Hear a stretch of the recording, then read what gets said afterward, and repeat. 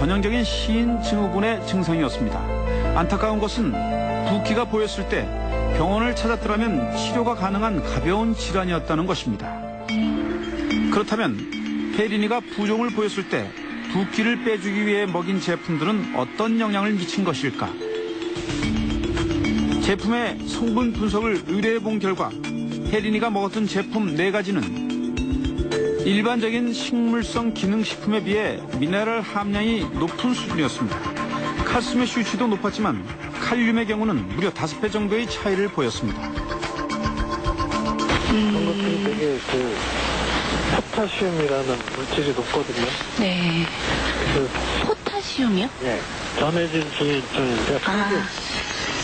칼륨치를 아마 그게 많이 들어있을 거고요.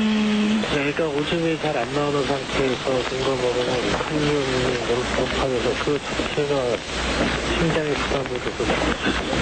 건강한 사람은 먹는 걸로 칼륨을 먹어도 다 쏟아내는 거 뺍니다. 혈관수 정상일 때는 문제는 안 일으키는데 신장 기능이 지금 나쁜 애한테 그걸 먹었기 때문에 굉장히 안 좋은 영향을 미칠 수 있죠. 제품을 먹인 것이 혜린이의 죽음의 직접적인 이유가 될 수는 없지만 적절한 치료를 하지 않고 전해질 성분 함량이 높은 화분 식품에 의존했던 것은 결과적으로 혜린이에게 잘못된 선택이었다는 것입니다. 그렇다면 병원에 가지 않으면서까지 믿었던 호전 반응이란 대체 무엇일까?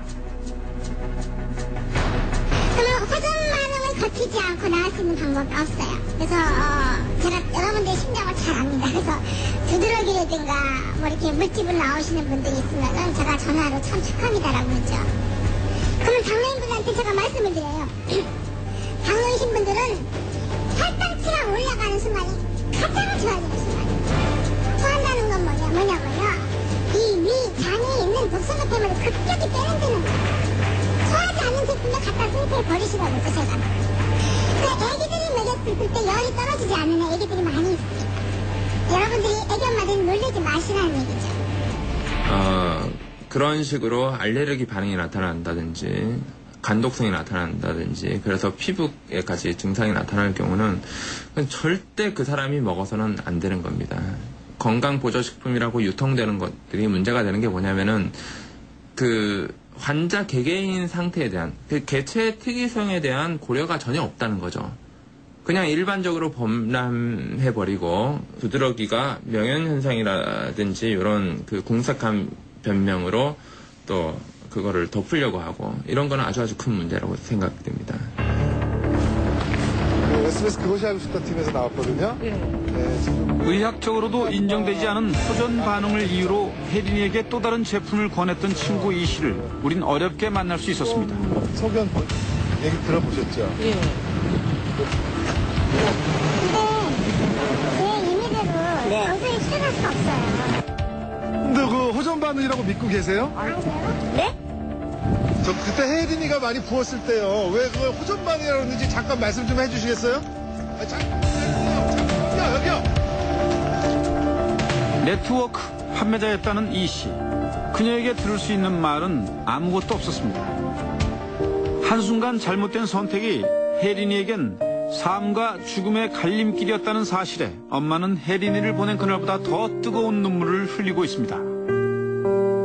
제가 알지 못하고 어쨌든 아무것도 알지 못한 상태에서 그 사람이 어디에 좋다고 해서 먹인 거잖아요. 그러니까 제가 그 사람을 믿어서 이걸 먹였던 거. 네. 그거라고 빨리 병원에 데려가지 못한 것도 사실은 뭐 저희 무식함이라고 제가 저 자신이 많이 죄책감 느끼고 살고 있어요.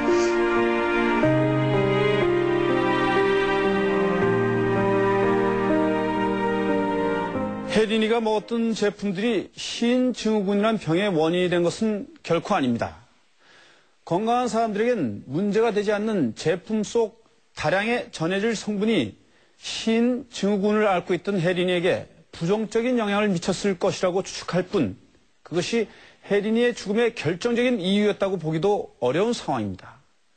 다만 분명한 것은 혜린이에게 필요했던 것은 적절한 치료였지 치료를 가장한 기능식품들은 아니었다는 사실입니다.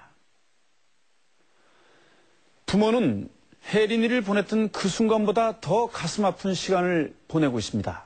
그것은 좋은 성분으로 만들어진 제품들이 혜린이의 부은 몸을 가라앉게 해줄 것이라는 그들의 말을 믿은 순간부터 시작된 비극이었습니다.